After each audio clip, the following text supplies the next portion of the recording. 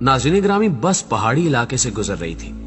अचानक बिजली चमकी, बस के करीब आई और वापस चली गई। बस आगे बढ़ती रही। आध घंटे बाद बिजली दोबारा आई, बस के पिछले हिस्से की तरफ लपकी, लेकिन वापस चली गई। बस आगे बढ़ती रही। बिजली एक बार फिर आई और वो इस बार दाईं साइड पर हमला आवर हुई, लेकिन तीसरी बार भी वापस लौट गई। ड्राइवर समझदार था, उसने गाड़ी रोकी और ऊंची आवाज में बोला, भाइयों, बस में कोई गुनाहगार सवार है, ये बिजली उसे तलाश कर रही है। हमने अगर उसे न उतारा तो हम सब मारे जाएंगे। बस में सरासीमगी फैल गई और तमाम मुसाफिर एक दूसरे को शक की नजरों से देखने लगे। ड्राइवर ने मशवरा दिया, सामने पहाड़ के नीचे दरख्त है, हम तमाम एक एक करके उतरते हैं और उस दरख्त के नीचे खड़े हो जाते हैं। हम में से जो गुनाहगार होगा, बिजली उस पर गिर जाएगी और बाकी लोग बच जाएंगे। ये तजवीज काबिल अमल थी। तमाम मुसाफिरों ने इत्तेफाक किया। ड्राइवर सबसे पहले उतरा और दौड़कर दरख्त के नीचे खड़ा हो गया। बिजली आसमान पर चमकती रही, लेकिन वो ड्राइवर की तरफ नहीं आई। वो बस में वापस चला गया। दूसरा मुसाफिर उतरा और दरख्त के नीचे खड़ा हो गया। बिजली ने उसकी तरफ भी तवज्जो नहीं दी। तीसरा मुसाफिर भी साफ बच गया। यूं मुसाफिर आते रहे, दरख्त के नीचे खड़े होते रहे और वापस जाते रहे, यहां तक कि सिर्फ एक मुसाफिर बच गया। ये गंदा मजहूल सा मुसाफिर था। कंडक्टर ने उसे तरस खाकर बस में सवार कर लिया था। मुसाफिरों ने उसे बुरा भला कहना शुरू कर दिया। लोगों का कहना था कि हम तुम्हारी वजह से मौत के मुंह पर बैठे हैं, तुम फौरन बस से उतर जाओ। वो उससे उन गुनाहों की तफसील भी पूछ रहे थे जिनकी वजह से एक अजियतनाक मौत उसकी मुंतजिर थी। वो मुसाफिर उतरने के लिए तैयार नहीं था, लेकिन लोग उसे हर कीमत पर बस से उतारना चाहते थे। मुसाफिरों ने पहले उसे बुरा भला कहकर उतरने का हुक्म दिया, फिर उसे प्यार से समझाया और आखिर में घसीट कर उतारने लगे। वो कभी किसी सीट की पुष्ट पकड़ लेता था, कभी किसी राड के साथ लिपट जाता और कभी दरवाजे को जप्फा मार लेता, लेकिन लोग बाज ना आए। उन्होंने उसे जबरदस्ती घसीट कर उतार दिया। ड्राइवर ने बस चला दी। बस जो ही गुनाहगार से चंद मीटर आगे गई, धाड़ की आवाज आई, बिजली बस पर गिरी और तमाम मुसाफिर चंद लम्हों में जलकर भस्म हो गए। वो गुनहगार मुसाफिर 2 घंटों से मुसाफिरों की जान बचा रहा था। नाज़रीन ग्रामी, मुझे किसी साहब ने एक दिलचस्प वाकया सुनाया। वो तुर्की के रास्ते यूनान जाना चाहते थे। एजेंट उन्हें तुर्की ले गया।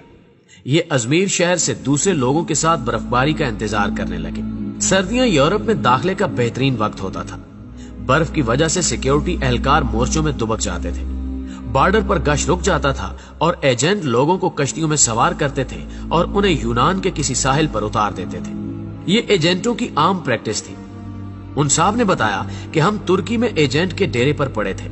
हमारे साथ गुजरांवाला का एक गंदा सा लड़का था। वो नहाता भी नहीं था और दांत भी साफ नहीं करता था।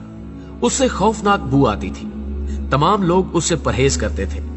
हम लोग दिसंबर में कश्ती में सवार हुए। हम में से कोई शख्स उस लड़के को साथ नहीं ले जाना चाहता था। हमने उसे रोकने की कोशिश की, लेकिन वो रोना शुरू हो गया। एजेंट के पास वक्त कम था, चुनांचे उसने उसे ठुड्डा मारकर कश्ती में फेंक दिया।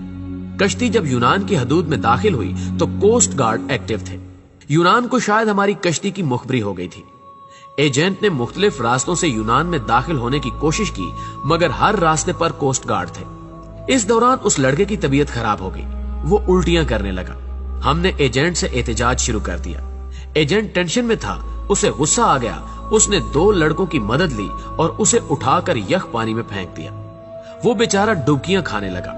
हम आगे निकल गए। हम अभी आध किलोमीटर आगे गए थे कि हम पर फायरिंग शुरू हो गई। एजेंट ने कश्ती मोड़ने की कोशिश की। कश्ती अपना तवाजुन बरकरार न रख सकी और वो पानी में उलट गई। हम सब पानी में डुबकियां खाने लगे। मैंने खुद को सर्दी, पानी और खौफ के हवाले कर दिया। मेरी आंख खुली तो मैं अस्पताल में था। मुझे अमले ने बताया कि कश्ती में सवार तमाम लोग मर चुके हैं, सिर्फ 2 लोग बचे हैं। मैंने दूसरे शख्स के बारे में पूछा। डॉक्टर ने मेरे बेड का पर्दा हटा दिया। दूसरे बेड पर वही लड़का लेटा था जिसे हमने अपने हाथों से समंदर में फेंका था। समंदर की लहरें धकेलकर उसे साहिल तक ले आई थी।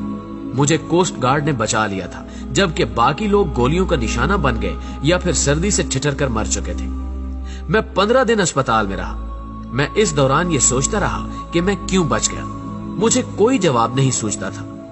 मैं जब अस्पताल से डिस्चार्ज हो रहा था, मुझे उस वक्त याद आया कि मैंने इस लड़के को लाइफ जैकेट पहनाई थी। एजेंट जब उसे पानी में फेंकने के लिए आ रहा था तो मैंने फौरन बाग से जैकेट निकालकर उसे पहना दी थी। ये वो नेकी थी जिसने मुझे बचा लिया। मुझे जो ही ये नेकी याद आई, मुझे 6 माह का वो सारा जमाना याद आ गया जो हमने उस लड़के के साथ गुजारा था। हम न सिर्फ तुर्की में उसकी वजह से बचते रहे थे, बल्कि वो जब तक हमारी कश्ती में मौजूद रहा हम कोस्ट गार्ड से भी महफूज रहे, यख पानी से भी और मौत से भी महफूज रहे। हमने जो ही उसे कश्ती से धक्का दिया, मौत ने हम पर अटैक कर दिया। मैंने पुलिस से दरखास्त की कि मैं अपने साथी से मिलना चाहता हूँ। पुलिस एहलकारों ने बताया कि वो पुलिस वैन में तुम्हारा इंतजार कर रहा है। मैं गाड़ी में सवार हुआ और जाते ही उसे गले लगा लिया। मुझे उस वक्त उसके जिस्म से किसी किस्म की बू नहीं आ रही थी। मुझे मालूम हुआ कि मेरे साथियों को उसके जिस्म से अपनी मौत की बू आती थी। ये उन लोगों की मौत थी जो उन्हें उससे अलग करना चाहती थी, और जो ही अलग हुए सब के सब मौत की आगोश में चले गए। नाज़रीन गिरामी, मेरे एक बुजुर्ग दोस्त जवानी में अरबपति थे, लेकिन उनकी जिंदगी का आखिरी हिस्सा उसरत में गुजरा। मुझे उन्होंने एक दिन अपनी कहानी सुनाई। उन्होंने बताया कि मेरे वालिद मिल में काम करते थे, गुजारा मुश्किल से होता था। उनका एक कजन माजूर था। कजन के वालिदैन फौत हो गए, उसके आगे पीछे कोई नहीं रहा। मेरे वालिद को तरस आ गया और वो उसे अपने घर ले आए। हम 5 बहन भाई थे। घर में गुर्बत थी और ऊपर से एक माजूर बच्चा सर पर आ गया। वालदा को वो अच्छे नहीं लगते थे। वो सारा दिन उन्हें कोसती रहती थी। हम भी वालदा की वजह से उनसे नफरत करते थे, लेकिन मेरे वालिद को उनसे मोहब्बत थी। वो उन्हें हाथ से खाना भी खिलाते थे और उनका बोल बराज भी साफ करते थे और उन्हें कपड़े भी पहनाते थे। अल्लाह का करना यह हुआ, हमारे हालात बदल गए। हमारे वालिद ने छोटी सी भट्टी लगाई। ये भट्टी कारखाना बनी और वो कारखाना कारखानों में तब्दील हो गया। हम अरबपति हो गए। 1980 की दहाई में हमारे वालिद फौत हो गए। वो चचा तरके में मुझे मिल गए। मैंने उन्हें चंद माह अपने घर रखा, लेकिन मैं जल्द ही तंग आ गया। मैंने उन्हें पागल खाने में दाखिल करा दिया और वो पागल खाने में रहकर इंतकाल कर गए। बस उनके इंतकाल की देर थी कि हमारा पूरा खानदान अर्श से फर्श पर आ गया। हमारी फैक्ट्रियां, हमारे घर और हमारी गाड़ियां, हर चीज नीलाम हो गई। हम रोटी के नवालों तक को तरसने लगे। हमें उस वक्त मालूम हुआ कि हमारे माजूर चचा हमारे रिज्क की जमानत थे। हम उनकी वजह से मोहल्लों में जिंदगी गुजार रहे थे। वो गए तो हमारी जमानत भी खत्म हो गई। हमारे महल हमसे रुखसत हो गए और हम सड़क पर आ गए। प्यारे दोस्तों, ये तीनों वाकयात आपके लिए हैं। हम नहीं जानते कि हम किन लोगों की वजह से जिंदा हैं, हम किन की वजह से कामयाब हैं और हम किन की बदौलत मोहल्लों में जिंदगी गुजार रहे हैं। हम ये भी नहीं जानते कि हम किसको बस से उतारेंगे, हम किसको कश्ती से बाहर फेंकेंगे और हम किसके खाने की प्लेट उठाएंगे, और वो शख्स हमारा रिज्क, हमारी कामयाबी और हमारी जिंदगी साथ ले जाएगा। हम हरगिज हरगिज नहीं जानते, लिहाजा हम जब तक उस शख्स को पहचान नहीं लेते, हमें उस वक्त तक किसी को बस, कश्ती और घर से निकालने का रिस्क नहीं लेना चाहिए, क्योंकि हो सकता है हमारे पास जो कुछ हो वो सब कुछ उस शख्स का हो, और अगर वो चला गया तो सब कुछ चला जाए, हम न रहे, मट्टी का ढेर बन जाए। प्यारे दोस्तों, हमेशा की तरह मुझे उम्मीद है कि आज की ये वीडियो ना सिर्फ आपको पसंद आई होगी, बल्कि आपके इल्म में खातिर खा इजाफे का बायस भी बनी होगी। अगर आज भी आप इस वीडियो में की गई बातों से इत्तेफाक करते हैं तो इस वीडियो को लाइक करते हुए अपने दीगर दोस्तों के साथ फेसबुक और व्हाट्सएप पर जरूर शेयर कीजिएगा।